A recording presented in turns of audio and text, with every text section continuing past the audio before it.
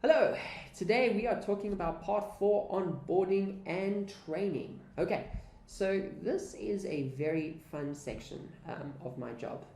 No, it's not really. This is the worst part of it, to be honest with you. Onboarding and training is an absolute mission.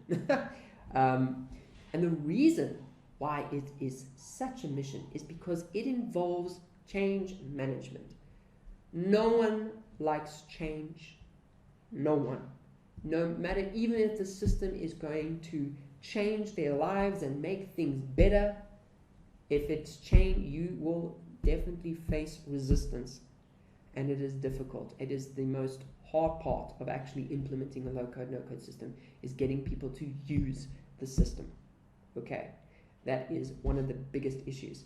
And basically, you have to remember that your team will use the system if it benefits them, or if you have someone with massive authority pushing it. Okay, those are your two options. You either have to basically have a carrot or stick approach. You have to go to the users and say, listen, when we were doing the planning, you told me that the current way you're doing this is really shocking and you hate this part.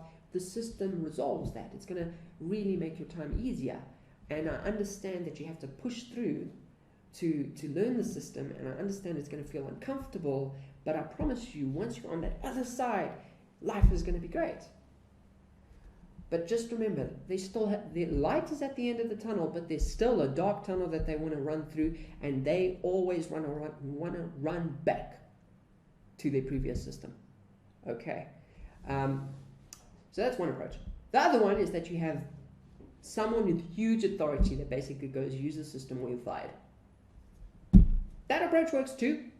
And listen, there's a whole bunch of grumbling, and people hate me when it's that approach. No one likes me with that one. But the fact is that you definitely need someone with authority pushing it. So for instance, as an example, imagine with the CRM, a salesperson doesn't like it. And what happens is that they aren't putting their deals through.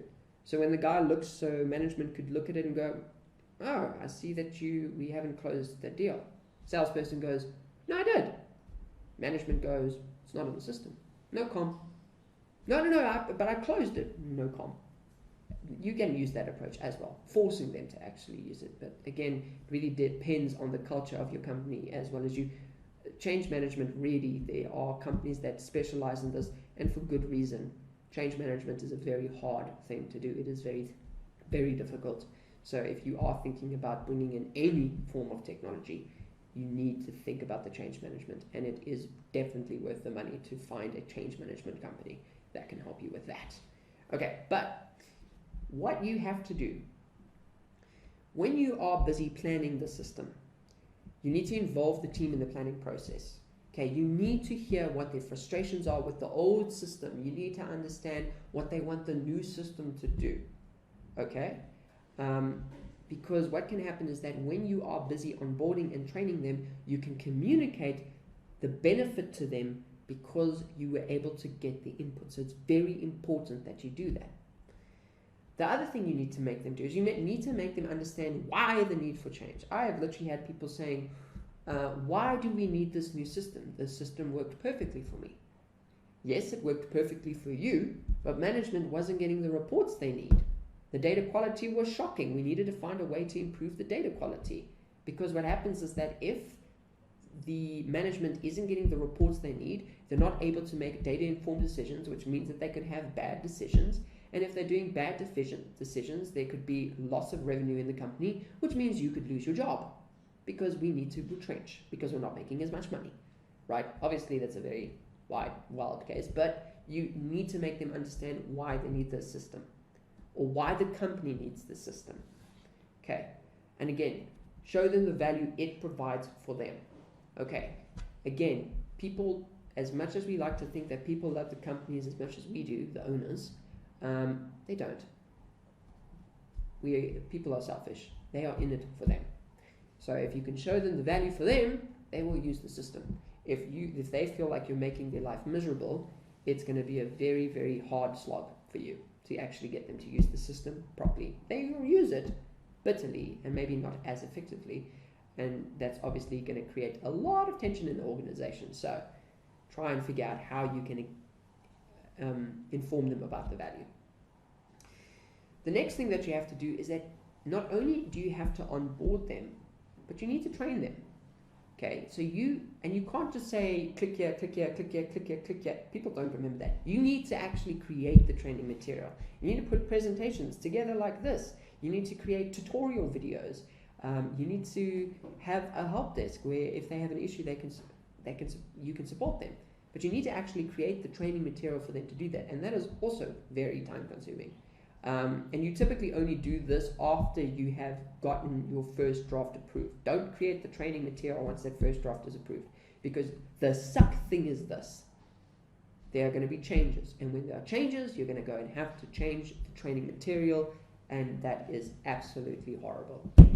It's one of the biggest issues I have in my organization, but the fact is that it has to be done, because if you do not update your training material and you bring in new people onto the system, they're going to be learning the old way of doing things, and it's not going to work, and they're going to be confused. Okay, then suddenly you have your current staff that are doing the new way, they're bringing on new staff that are doing it the old way, and now suddenly there's going to be a bit of issues. So you need to keep updating your training material. Then you also need to conduct the onboarding sessions, and typically this actually involves showing them how the system's going to work and taking them through and making them kind of try and show you how they could do it, and just conduct the onboarding session with them.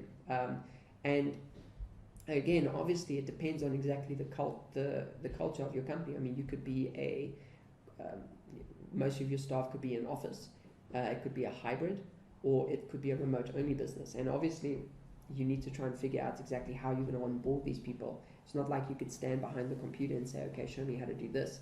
And also, if there's quite a lot of people that you're bringing onto the system, I mean, I've had to onboard companies where there's roughly about 200 people that are using the system. I can't really do a one-on-one with them. I have to show all 200. And all of them have got different questions. So you really need to understand how you can actually conduct those onboarding sessions. Nice and fun. Then you also have to have working sessions. So after you've done the onboarding session, you need to actually organize times in the calendar where people are using the system, and you need them to come in and say, oh, hey, I had a question about this system. How do I do it? This is how you do it. Okay, cool stuff. And then another working session on another day. And it could be like 30 minutes or an hour, and you have people come in and ask questions, and you're really just giving them just a really good level of support as you are onboarding them. So it really is important that you do that. Okay, and again, guys, as I was saying, is that again with training and onboarding, there's so much to talk about with regards to this. I do talk about it in the internal Monday.com Champion for Your Business Bootcamp. It's where we actually create Monday.com champions for organizations. It's a 2-day virtual bootcamp. I have roughly about 2 of these a month, and if you want to really see more about that, I'll put a link for you to go and take a look and see all about that. Okay, but in the next video, we're going to be talking about part 5, which is the support and continuous improvement.